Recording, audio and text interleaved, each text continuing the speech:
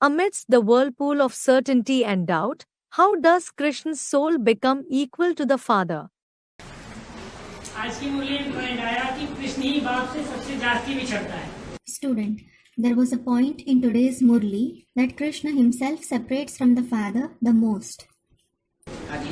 और तुम बच्चे बाप के सम्मुख हो. And you children are face to face with the Father. तो सम्मुख रहने वाले बाप समान नहीं बनते और कृष्ण बाप समान कैसे बन जाता है? So, those who stay face to face don't become equal to him. Then how does Krishna become equal to the Father? ये भी तो एक लगन है. Baba, this is also about dedication. बार बार नीचे गिरने के बावजूद भी साइकिल पे चढ़ के बैठ जाना और चलाने लग पड़ना.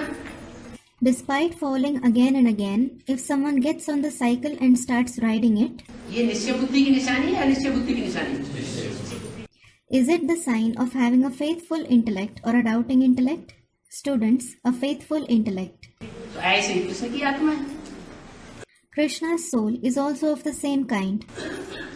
बार बार नीचे गिर रही है. He is falling again and again. बार बार मोह में आ रही है. He is becoming attached again and again.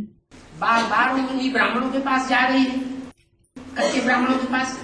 He is going to those very weak Brahmins again and again. फिर भी इधर आ रही है या नहीं आ रही? Still, is he coming here or not? ऐसे तो नहीं कह रही है. He isn't saying like this one, is he? जैसे बच्चा होता है ना, बच्चे की आज किसी से लड़ाई हो जाए. For example, there is a child, isn't there? If the child fights with someone today, तो वो लड़ाई जिंदगी भर याद रखेगा बच्चा, will that child remember that fight all his life? या थोड़े दिन बाद भूल जाता है? Or does he forget it after some time? भूल जाता है. He forgets it.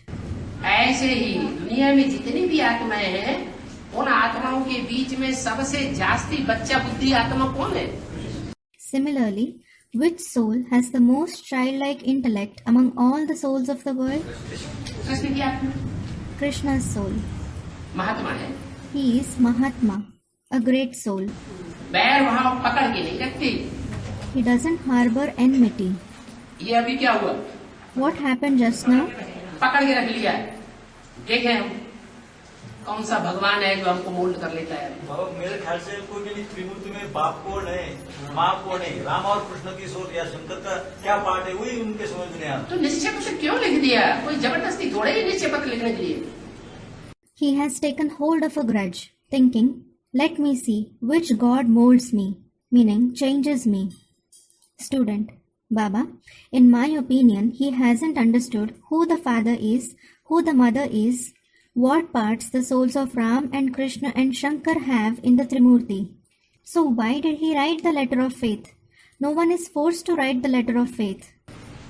नहीं, वो स्वयं स्वीकार भी कर रहे हैं. हम तो यहाँ देखने के लिए आए थे, रिसर्च करने के लिए आए थे.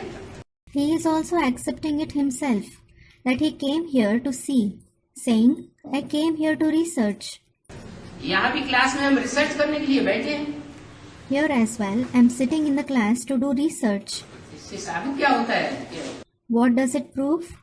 उनको शुरुआत से ही निश्चय नहीं, ऐसे ही लिख दिया क्योंकि भर्ती करनी थी. हर बात की संशय लेते हैं. It proves that he didn't have faith since the beginning.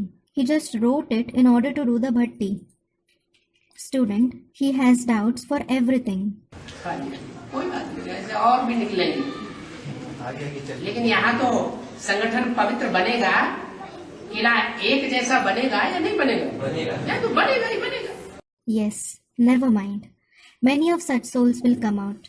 However, will the gathering become pure here? Will the fort become unanimous or not? It will certainly become unanimous.